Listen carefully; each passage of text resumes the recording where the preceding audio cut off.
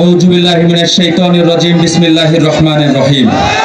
দিনাজপুর ৬ উন্নয়ন ফোরাম কর্তৃক আয়োজিত আজকের ছাত্র যুব ও নাগরিক সমাবেশের সম্মানিত প্রধান অতিথি, সম্মানিত বিশেষ অতিথিবৃন্দ, মঞ্চে উপবিষ্ট বাংলাদেশ ইসলামী ছাত্র শিবির ও বাংলাদেশ জামায়াতে ইসলামীর বিভিন্ন পর্যায়ের নেতৃবৃন্দ এবং আমার সামনে উপবিষ্ট প্রিয় ভাইয়েরা, আসসালামু আলাইকুম ওয়া রাহমাতুল্লাহ।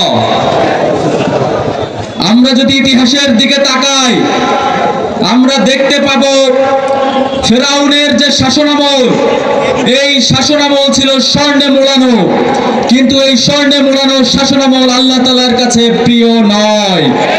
আল্লাহ তাআলার কাছে প্রিয় মুসা আলাইহিস সালামের শাসনামল। সুতরাং আগামীর যে বাংলাদেশ, এই বাংলাদেশ হাতছানি দিচ্ছে আমাদের ইনসাফের দিকে।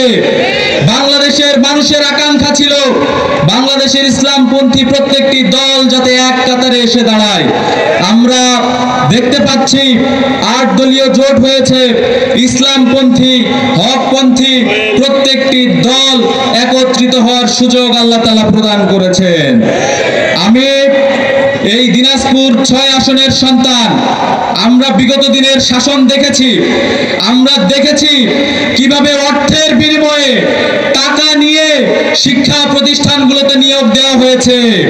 তারা আদর্শ দিয়ে শিক্ষার্থীদের নিজের দলে ফেরাতে পারেনি, তারা মাদকের সাপ্লাই দিয়ে শিক্ষার্থীদের মগজকে বিকৃত করে শিক্ষার্থীদের তাদের পেছনে পেছনে ঘুরিয়েছে।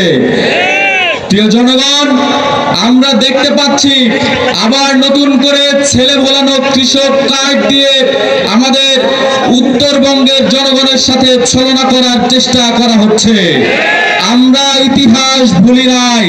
ছোটবেলায় আমি দেখেছি কিভাবে আমাদের বাবারা চাচারা সারের বস্তা নিয়ে গিয়ে দোকানে লাইন ধরে সকাল থেকে দুপুর দাঁড়িয়েছিল, ইউরিয়া সার আর মেলে নাই। আমরা উত্তরবঙ্গের যারা আছি, আমাদের রিজিক এবং বাংলাদেশের যে রিজিক তার ম্যাক্সিমাম পূরণ হয় আমাদের উত্তরবঙ্গ থেকে।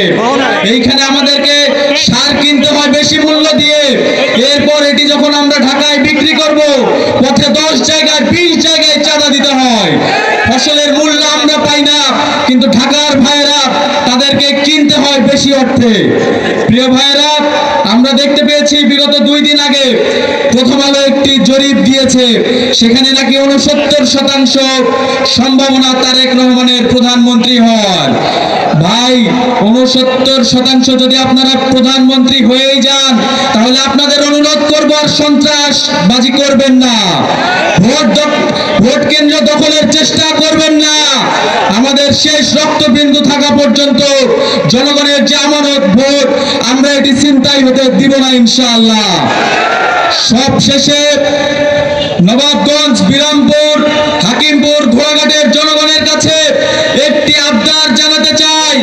আমাদের সামর্থ্যের সবটুকু দিয়ে প্রত্যেকজন ব্যক্তির দোরগোড়ায় আমরা দাঁড়িপাল্লা মার্কে নিয়ে পৌঁছে যাব ইনশাআল্লাহ। প্রত্যেকজন ব্যক্তির কাছে কমপক্ষে আমরা দাঁড়িপাল্লার পক্ষে কমপক্ষে যাতে 10 বার পৌঁছাতে পারি ইনশাআল্লাহ। ছাত্র সংসদগুলোতে শিক্ষার্থীরা ছাত্র শিবিরকে সমর্থন জানিয়ে নির্বাচিত করেছে।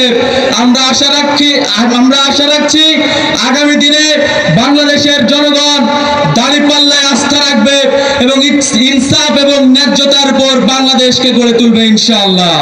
আসসালামু আলাইকুম ওয়া রাহমাতুল্লাহ। ধন্যবাদ জানাই